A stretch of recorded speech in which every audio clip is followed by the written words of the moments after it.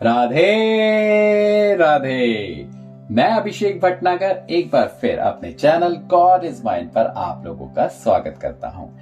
आज हम फिर से श्रीमद् भागवत के तीसरे स्कंद के 31वें अध्याय को पूर्ण करेंगे। इस अध्याय को कल मैंने आधे में ही छोड़ दिया था, क्योंकि इस अध्याय कल के अध्याय में मैंने जो आपको बातें बताई थी, मैं चाहता था कि आप उसकी तरफ ध्यान रखें, क्योंकि कल हमने बताया था किस तरीके से आपने अपने इस जीवन को भी सुगम बना सकते हैं और किस तरह से अच्छे काम और किन आदतों को रखकर अपने जीवन को चला सकते हैं, क्योंकि यही आदतें आपको आपके जीवन को सुगम बना देंगी। ना केवल इस जीवन को बल्कि आपकी आने वाले जीवन को भी।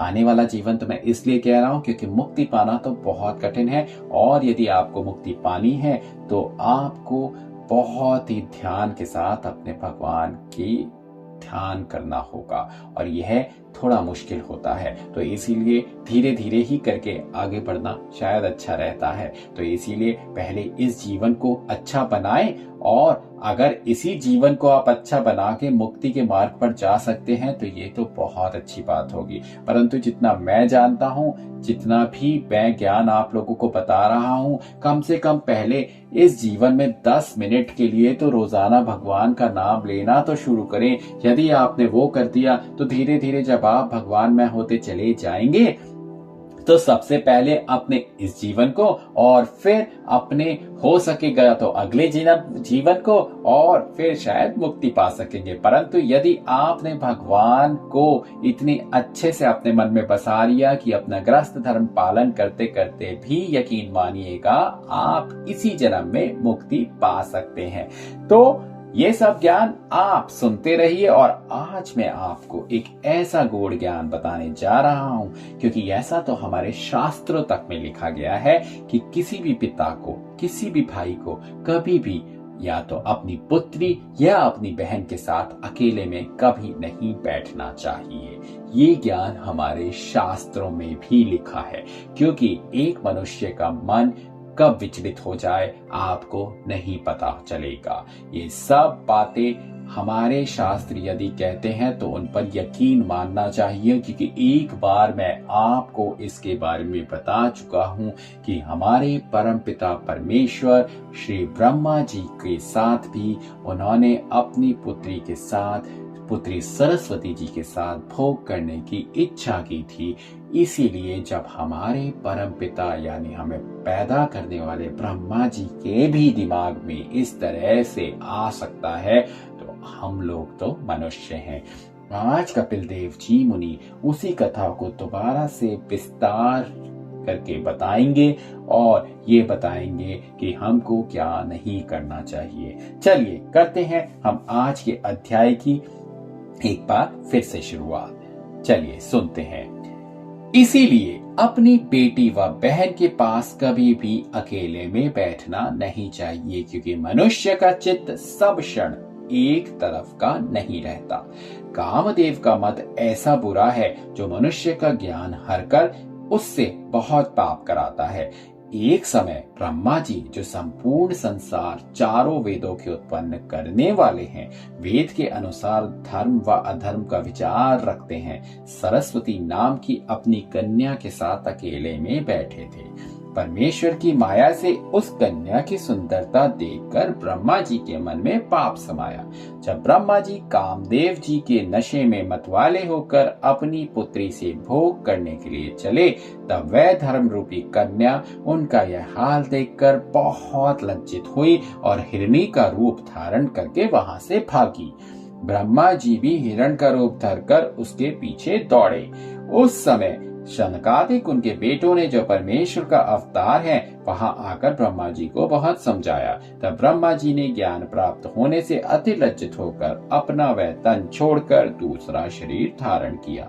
हे माता, जब ब्रह्मा जी की यह दशा हुई, जिनसे ऋषिवर मुनि प्रजापति आदि सब संसारी जीव उत्पन्न होते हैं, तो संसारी जीव तो सदा अज्ञान से भरे रहते हैं। उनकी क्या सामर्थ्य है जो कामदेव के वेग को रोक सकें। जिस तरह आंधी चलने से वृक्ष के पत्ते, घास और तिनके उड़ने लगते हैं, उसी तरह जब परमेश्वर की माया से कामदेव अपना बल करता है, तब योगी और ऋषिवर आदि किसी का मन चलायमान हुए बिना स्थिर नहीं रह सकता। मेरी माया दो रूपों से, एक जड़ रूप द्रव्य, दूसरा चैतन्य रूप स्त्री संसार में फैली है। इन्हीं दोनों रूपों में संसारी लोग लपटकर नष्ट होते हैं। चैतन्य रूप माया तो छोड़ भी सकती है, परंतु जड़ रूप माया नहीं छोड़ती। उसके मोह में सब मनुष्य फंसे रहते हैं। कदाचित कोई पूछे कि मनुष्य चैतन्य चूल्हा होकर जड़ रूप माया में क्यों फंसता है?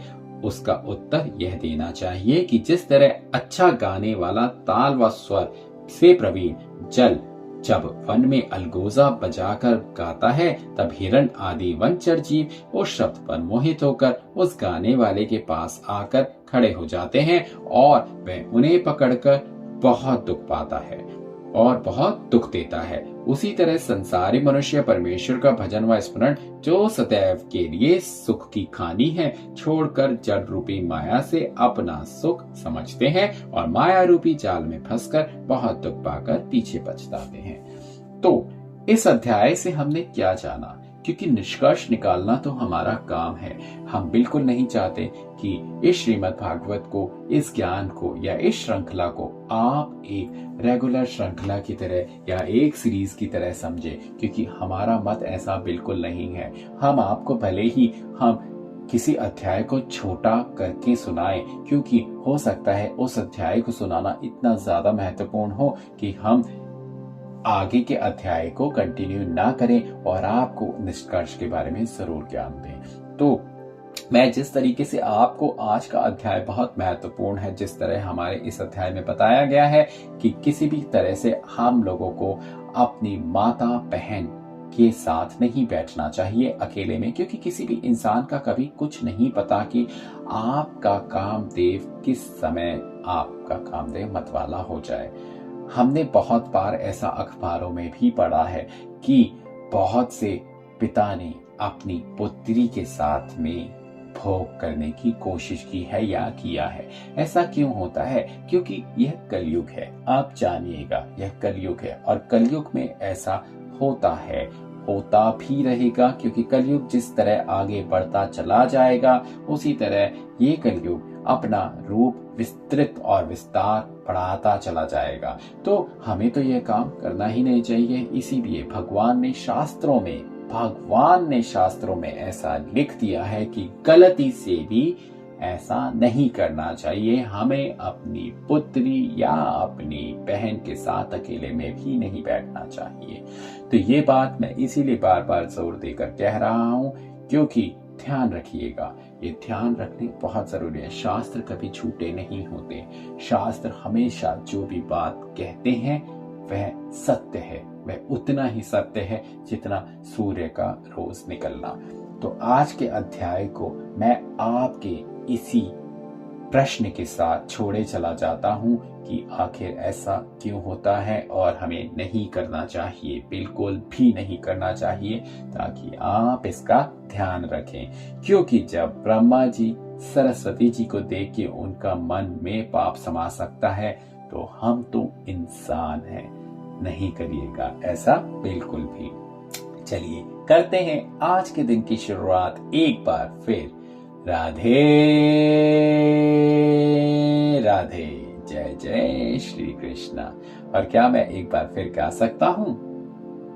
किशोरी जी ऐसा इंतजाम हो जाए, किशोरी जी ऐसा इंतजाम हो जाए कि मन में राधा राधा राधा नाम हो जाए, कि मन में राधा राधा राधा नाम हो जाए। बिहारी जी ऐसा इंतजाम हो जाए, बिहारी जी ऐसा इंतजाम हो जाए कि मन में राधा राधा राधा नाम हो जाए, कि मन में राधा राधा राधा नाम हो जाए। किशोरी जी ऐसा इंतजाम हो जाए, किशोरी जी ऐसा इंतजाम हो जाए।